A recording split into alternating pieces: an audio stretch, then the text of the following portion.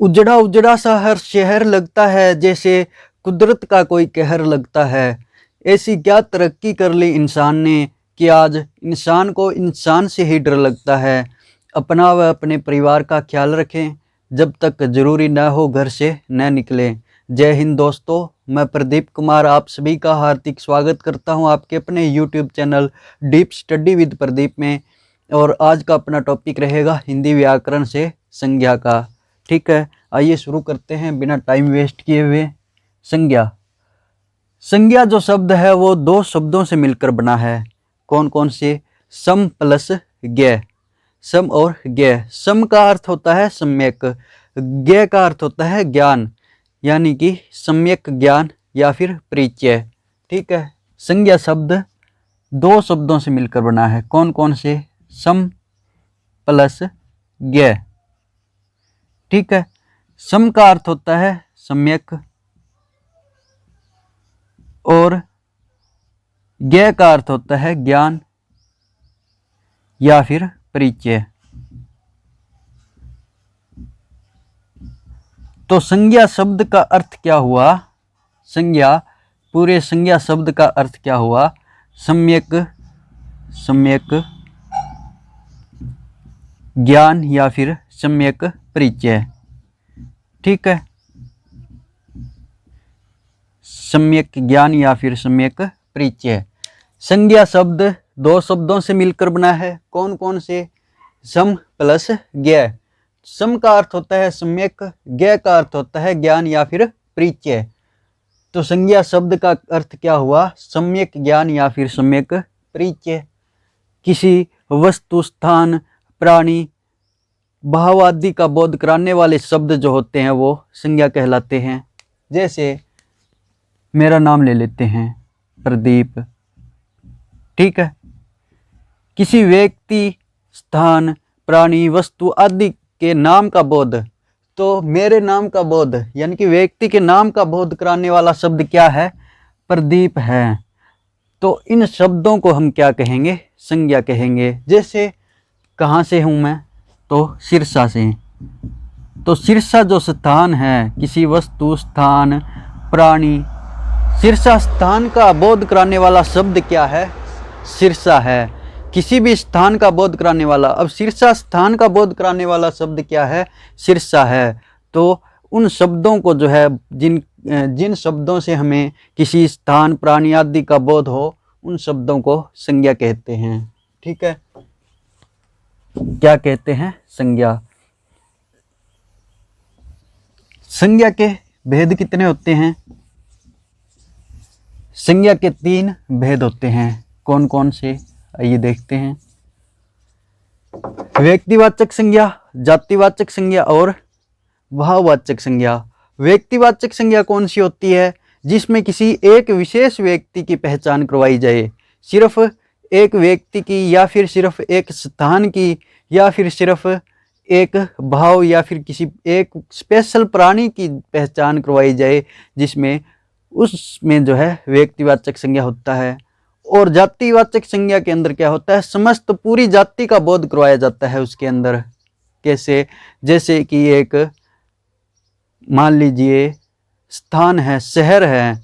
ठीक है, शहर के अंदर पूरे शहर का बोध हो रहा है, पूरे शहर का। कितने भी, कोई सा भी शहर हो सकता है, उसमें एक जाति है शहर, लेकिन एक प्रॉपर नाम ले लिया जाए विशेष, जैसे सिरसा, तो एक विशेष नाम ले लिया जाए, उसमें व्यक्तिवाचक संज्ञा होती है। लेकिन एक शहर जिसमें सिर्फ शहर कहा है, उसका नाम नहीं लिया गया, तो उसमें जो है पूरी जाति, शहर जाति जो है उसका बोध हो रहा है, तो वो जो है जातिवाचक संज्ञा होती है।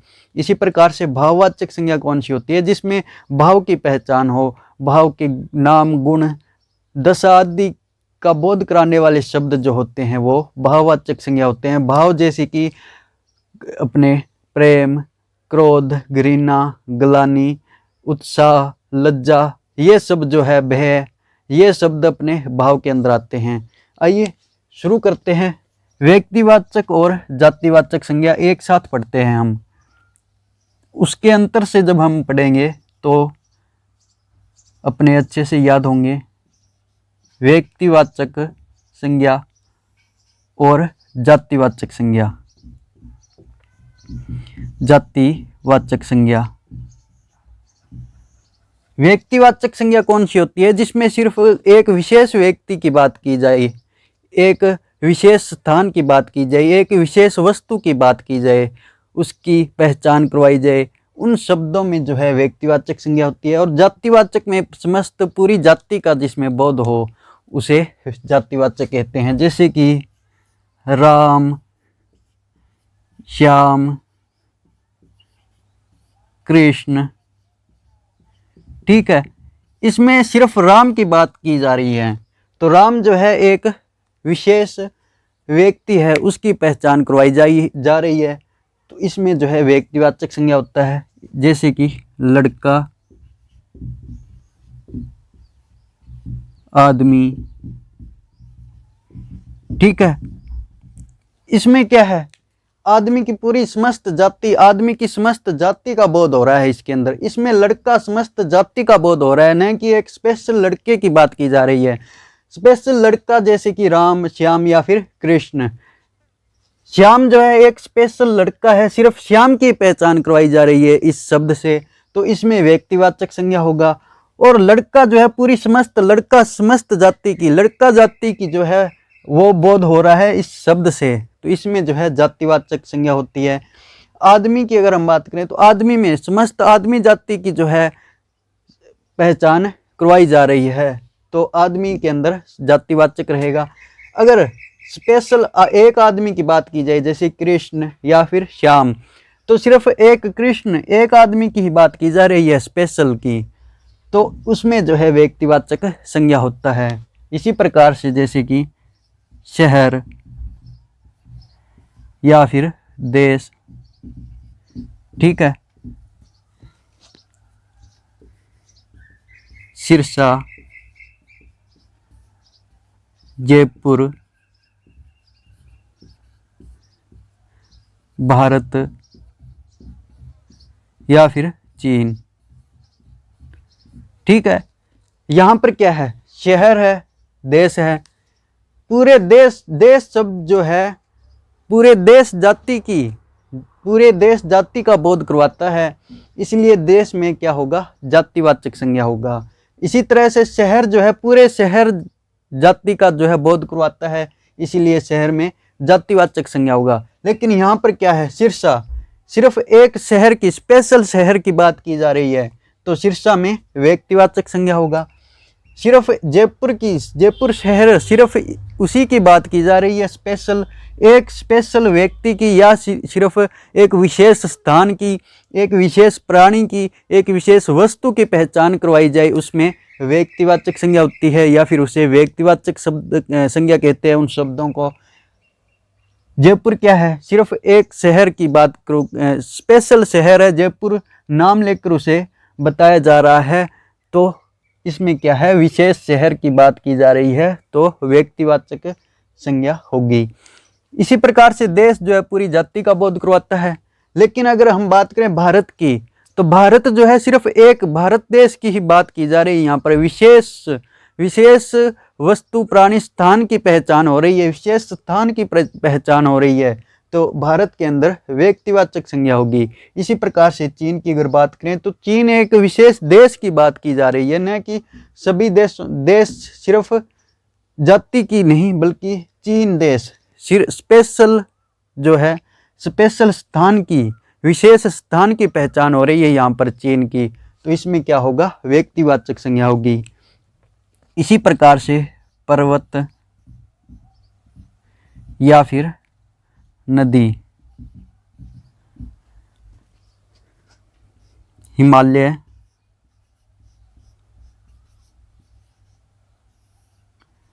यमुना या फिर गंगा, ठीक है।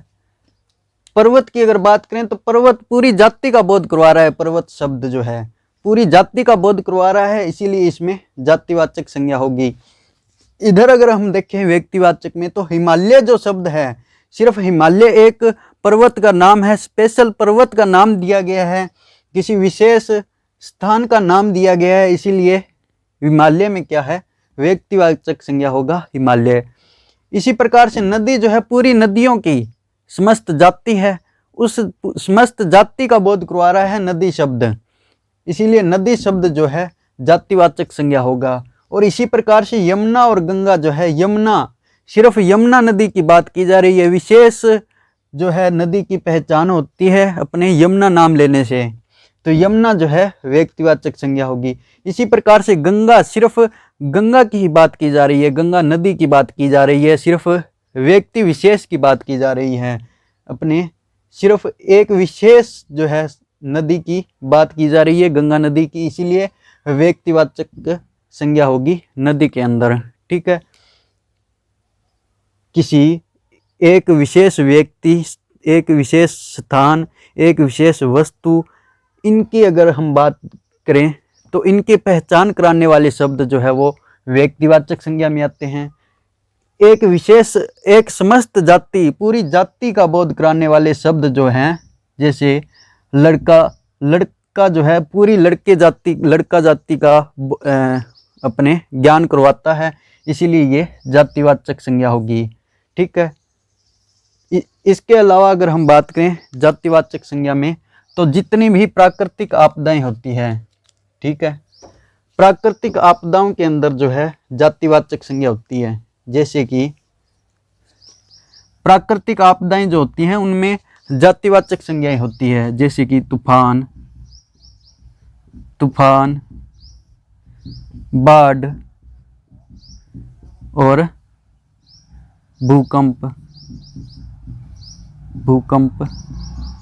इनमें अगर हम बात करें प्राकृतिक आपदाएं, जितनी भी प्राकृतिक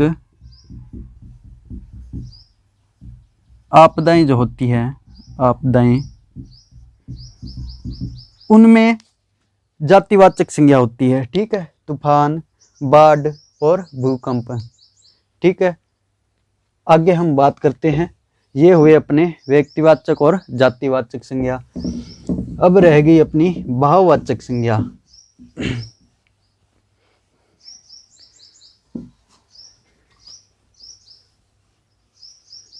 जैसे अब मान लीजिए भैंस है, तो भैंस जो है एक पूरी जाति, भैंस जाति का बोध करवाती है, न कि एक स्पेशल भैंस का बोध करवा रही है। जैसे कि भैंस, और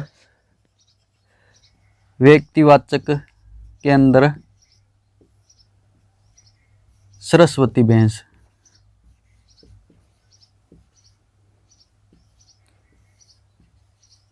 ठीक है, यहां पर सिर्फ भैंस की बात की जा रही है, तो समस्त भैंस जो होती है उनकी बात की जा रही है, समस्त जाति की बात की जा रही है, उनका बोध कराने वाले शब्द जातिवाचक के अंदर आते हैं। और यहाँ पर सिर्फ सरस्वती भैंस, एक भैंस का नाम दे दिया गया।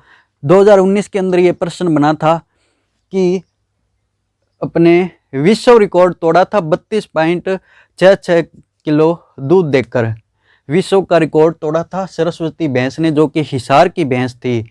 विश्व रिकॉर्ड तोड़ा था 32.66 किलो दूध देकर सरस्वती भैंस ने, हिसार की थी।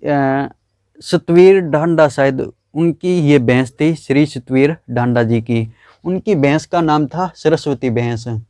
तो यह भी एग्जाम में आ सकता है अपने HSSC के कि 2019 के अंदर किस भैंस ने 32.66 किलो दूध देकर विश्व रिकॉर्ड तोड़ा था। तो सरस्वती भैंस। यहाँ पर जो है ये समझिए एक बार, यहाँ पर सरस्वती भैंस, सिर्फ एक भैंस का नाम लेकर उसकी पहचान की जा रही है, स्पेशल एक विशेष की बात की जा रही है यहाँ पर, इसीलिए इसमें व्यक्तिवाचक संज्ञा होगी। और समस्त भैंस की अगर बात करें तो उसमें जाति का बोध हो रहा है, इसीलिए जातिवाचक संज्ञा जो होगी भैंस के अंदर। और नाम लेकर अगर उसकी बात करें, सरस्वती भैंस थी वो जिसने विश्व रिकॉर्ड तोड़ा था 32.66 किलो दूध देकर, सरस्वती भैंस जो कि हिसार की थी, उसकी अगर हम बात करें, स्पेशल नाम देकर विशेष नाम दिया गया है उसे, तो उस भैंस की अगर बात करें तो वो व्यक्तिवाचक संज्ञा के अंदर आएगी। अब अगर हम बात करें अपने भाववाचक संज्ञा की। भाववाचक संज्ञा कौन सी होती है? भाववाचक।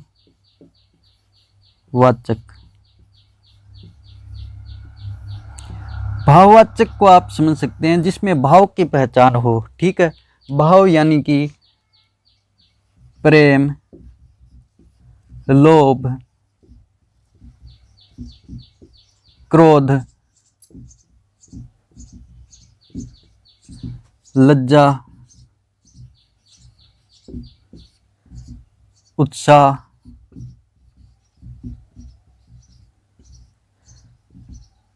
ग्लानि, इनका अगर बोध हो उसमें जो है भाववाचक संज्ञा होती है। जिस वस्तु या फिर स्थान जिसमें जिसके कारण उसमें कौन सा धर्म है, उसमें कौन सा गुण है, जिस गुण के कारण उस वस्तु की पहचान हो, तो उसमें जो है भाववाचक संज्ञा होती है। जैसे कि खट्टे खट्टे खट्टे के अंदर कौन सा गुण होता है? खटास का। ठीक है, तो खटास शब्द में क्या होगा? भाववाचक संज्ञा होगी। खट्टे के अंदर गुण है कौन सा? किसी वस्तु, स्थान आदि में उसका गुण हो, उस गुण से उस वस्तु की पहचान हो, उस गुण में जो है भाववाचक संज्ञा होती है। जैसे कि गुरु में गुरुत्व, बुद्धिमान में बुद्धिमता, खट्टे में खट्टास, मिठाई में मिठास, इस प्रकार के जो शब्द होते हैं वो भाववाचक संज्ञा के अंदर आते हैं। ठीक है, आज के लिए इतना ही। कल मिलेंगे सेकंड पार्ट में अपने संज्ञा के विशेष प्रयोग में। ठीक है, उसमें देखेंगे हम जो शब्द, कुछ शब्द जो है व्यक्तिवाचक के होते हैं लेकिन उनके गुण दोष के कारण जो है वो जातिवाचक में भी प्रयोग किए जाते हैं, और कुछ जातिवाचक संज्ञा होती है वो व्यक्तिवाचक में उनके गुण आदि के कारण जो है प्रयोग की जाती हैं। कल की वीडियो में हम वो पढ़ेंगे। तब तक के लिए good bye and have a nice day. आपको वीडियो कैसी लगी कमेंट करके ज़रूर बताना है, और अभी तक आपने अगर हमारा चैनल सब्सक्राइब नहीं किया है तो चैनल को सब्सक्राइब कर दें। जय हिंद, जय भारत।